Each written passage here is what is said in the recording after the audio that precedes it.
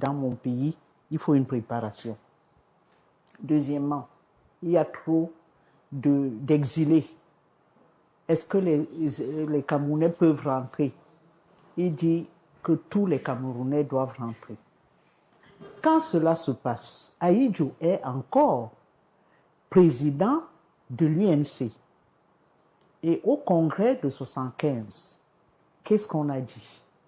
Et c'est vrai quand il évoque Senghor. Senghor a milité un peu avec les communistes. Comme aujourd'hui, le Parti communiste chinois, c'est le parti qui décide de ce que le parti va faire et qui va diriger l'État. Donc, le discours de politique générale est clair. Le parti définit la politique du pays et l'État met en œuvre cette politique. C'est-à-dire que le parti est au-dessus de l'État.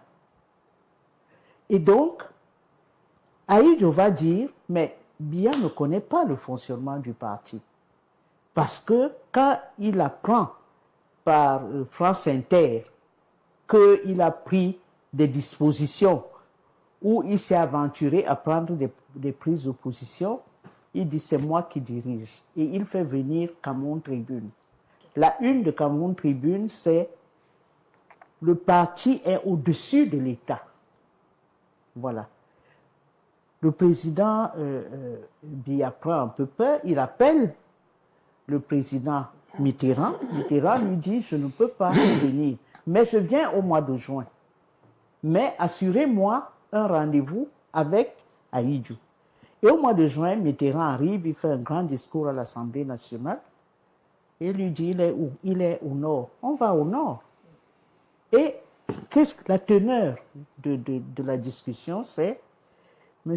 Senghor a démissionné, il a laissé Abdou Diouf, lui il est en Europe, il est en France. Il dit qu'il est chez lui, chez sa femme.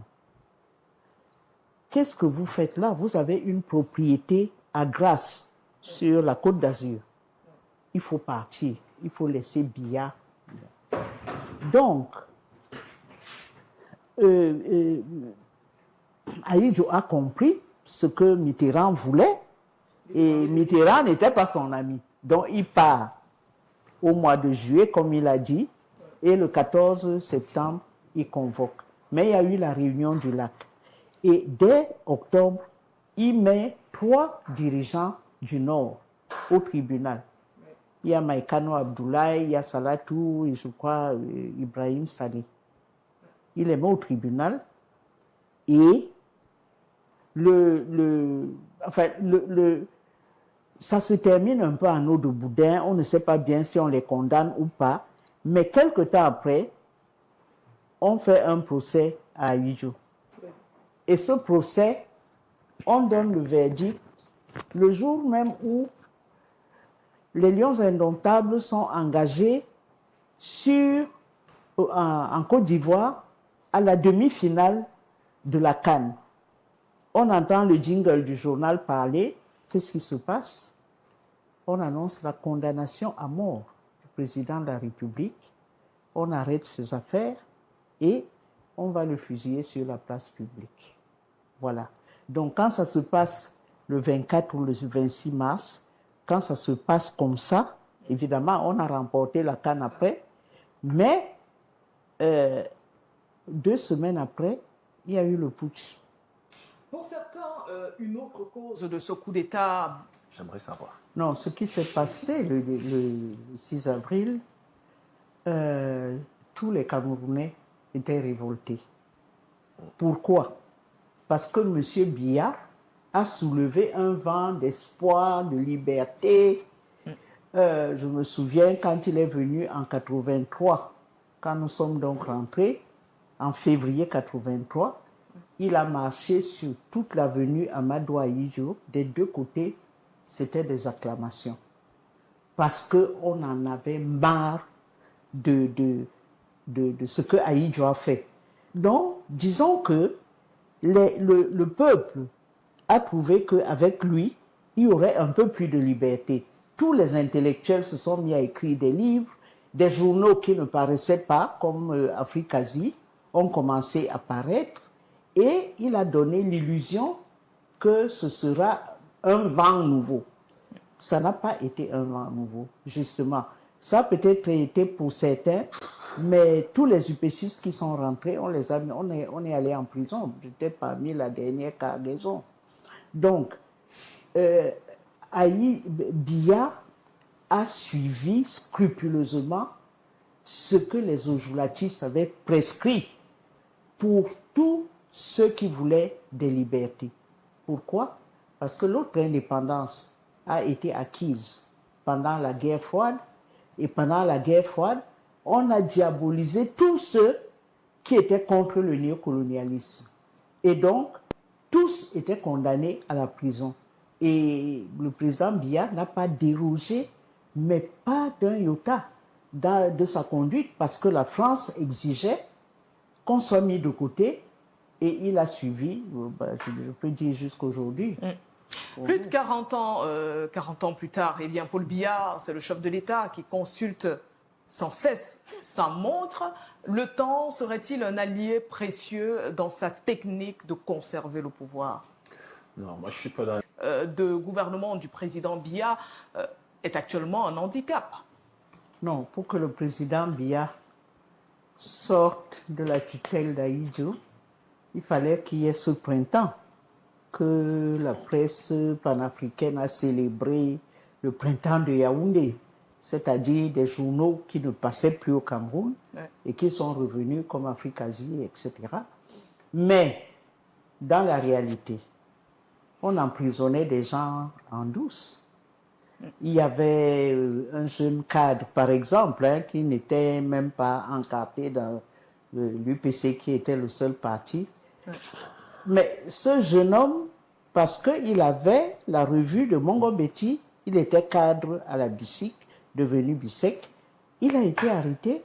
Il a passé 9 mois à la BMM à Douala. Pourquoi? Parce qu'il avait la revue des peuples noirs de Mongo Betty. Donc il y avait des choses qui se faisaient en douce. On arrêtait des gens, on les mettait en prison et on ne disait pas qu'il y a ce genre de truc. On continuait à torturer les gens quand on vous arrêtait parce que vous aviez deux revues de Mongo Betty. Tout de suite, vous êtes à la BMM et à la BMM, il faut toujours avoir des séances de torture comme café tous les matins. On va faire une petite pause et on revient. Les bailleurs de fonds. En fait, le président de la République n'a pas voulu entrer dans l'histoire. Pourquoi? Même s'il était, entre parenthèses, le poulain de monsieur... Mitterrand? Non, le Ojula. Il aurait pu rentrer dans l'histoire. Bien sûr. Pourquoi? Il en avait la culture, il en avait la capacité, et il aurait pu écarter ce régime néocolonial. Mais il peut encore se rattraper. Il n'a pas voulu. Parce que l'effet qui a été constaté, c'est que le président s'est renfermé sur lui-même. Malheureusement. Que les frères lui ont dit, ah, tu vois, tu voulais faire confiance à tout le monde, tu as vu, on a failli te tuer. Bref, le président s'est totalement renfermé. Il ne sortait plus, il ne voyait plus personne. Je donne un seul exemple. Ça s'est passé en Espagne, où un dictateur a laissé le pouvoir à un jeune roi. Comme au Cameroun, lui aussi, on lui a fait un coup d'État. Parce qu'il a commencé à dire qu'il faut que tous les exilés rentrent et qu'il fasse une grande assemblée constitutive pour décider d'une monarchie constitutionnelle. Tout de suite, on lui a fait un coup d'État. Et le peuple espagnol s'est levé pour dire que non, ce jeune roi est venu nous donner la démocratie et la liberté, on le soutient. Donc, je crois qu'il savait qu'il avait tout le peuple avec lui il n'avait pas besoin de s'en écarter. La question, je vais vous la poser à tous les deux, peut-être en une minute. Aujourd'hui, il en est à chercher comment sortir de l'histoire dans la gloire qui l'accompagnait au début. Mais une des propositions de Yamtimba, je la partage entièrement.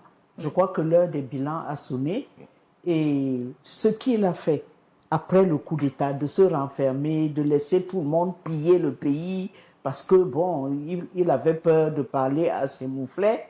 Maintenant, il est devant l'histoire. Une fois de plus, c'est à lui de décider d'entrer dans l'histoire par la grande porte. Alors, avec